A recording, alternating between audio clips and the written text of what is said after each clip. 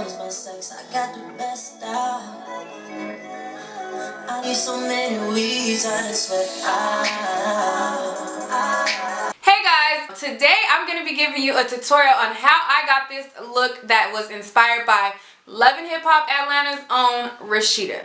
Lately, she's been rocking this middle part long bob, and I wanted to give you the step-by-step instructions on how to achieve this look. I haven't done a middle part in I don't know how long, so I'm still getting used to it, but I really like the way it looks on other people, so I decided to do a tutorial. I think for me, maybe my forehead may be too big, I don't know, but it still came out like it, you know, the hairstyle itself, and you know, it was really simple. Not that hard at all. In order to get this look though, you absolutely have to get 12 inches or longer. If you get 10 inches, it will not look right. It will be like a shoulder bob and it won't fall like past your shoulders. 12 inches worked perfect for me, so if you want to go 14 and have even longer straight, you could do that, but I think the soft spot for this hairstyle is 12 inches. That's going to get you right where you need to be to give you this exact look. At the end of the hair where like that point,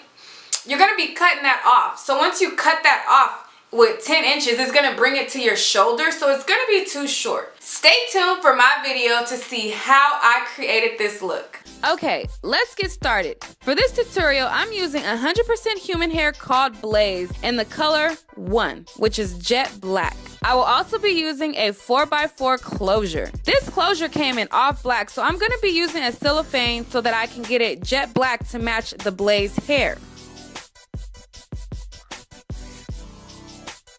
To create this unit, I'll be using 2 stocking caps for durability. I take a piece of chalk and mark around my ears, then I mark down the middle where the middle part will be. Then I mark side to side. I place the cap on the mannequin head as well and make my chalk lines even more visible. The reason you want to mark your ears is because you want your unit to lay as flat and seamless as possible. If you lay a track in an area that your ear is supposed to sit, then it's going to cause that hair to lift up. You don't want that. So you want to lay your tracks around your ear so that it will lay as flat as possible. Lay your tracks as shown here. I'm using regular weaving glue and sealing it and securing it with a blow dryer.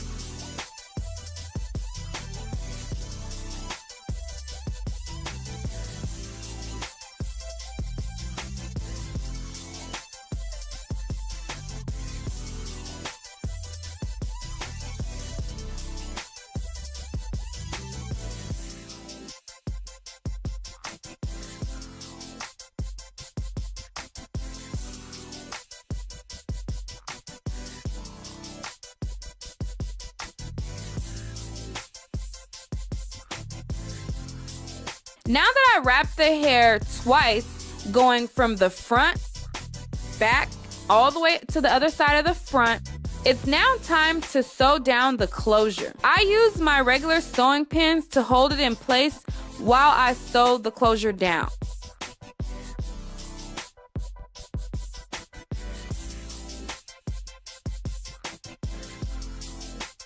For me, what works best is sewing one side down, then going to the other side, sewing that side down, and then sewing the back last.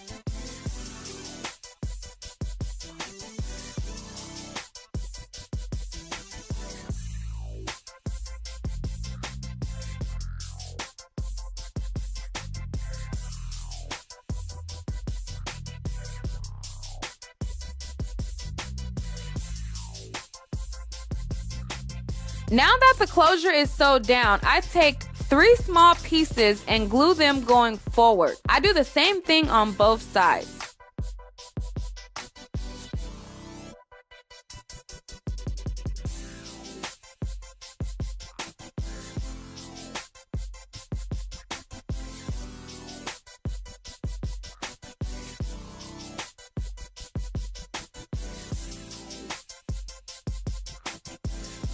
Then I start to fill in the gaps that is left to finish the unit as shown here.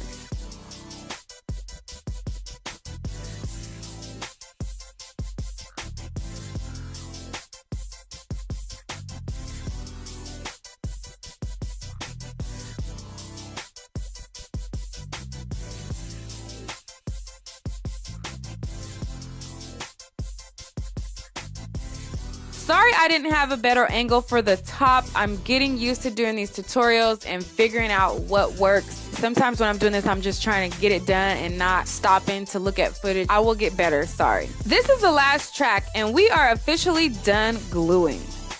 Since my closure was only 10 inches and my hair is 12 inches, I need to make it blend. So what I'm going to do is infuse my 12-inch pieces into the closure. In order to do this, you want to split the tracks so that the pieces are thin as possible. I take a pair of scissors, get in between the track to make one track 2 pieces.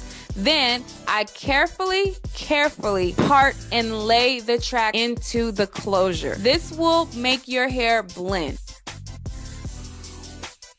If you have the same length closure as your hair, you can skip this step. But if your closure is shorter than the length of your hair, you want to make sure to make it blend so that it doesn't look choppy and it's a seamless bob.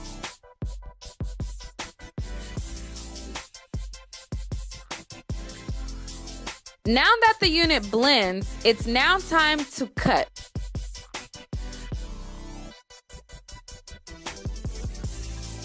I'm just cutting about a ½ inch off of the hair to take away that layered point at the bottom. This is a blunt cut, so I'm just basically cutting even going all the way around. It's better to use shears, but since I don't have any at the moment, I'm using what I got. And I'm making it as even as I can get it going all the way around.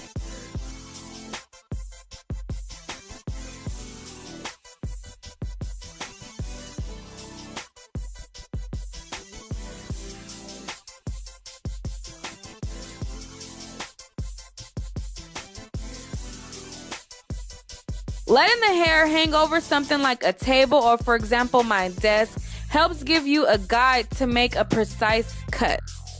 The last step is to use tweezers to make your middle part more defined. Make sure you use a decent pair of tweezers and be very careful. My tweezers were old, so they weren't even aligned straight, so it's hard to like grip the hair. To avoid that, get decent pairs of tweezers and be careful and you're good to go. I just accidentally punctured the closure. You don't want to do that. So like I said, make sure you use a decent pair of tweezers and take your time.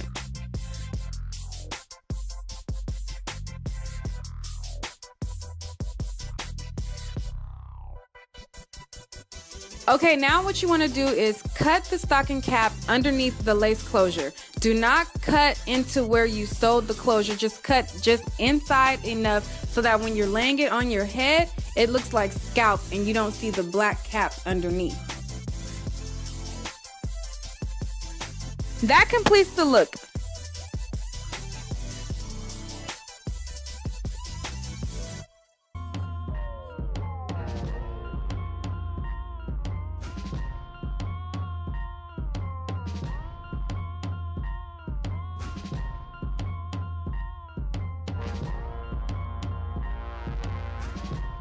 Please don't hesitate to like, comment, and subscribe. Thank you.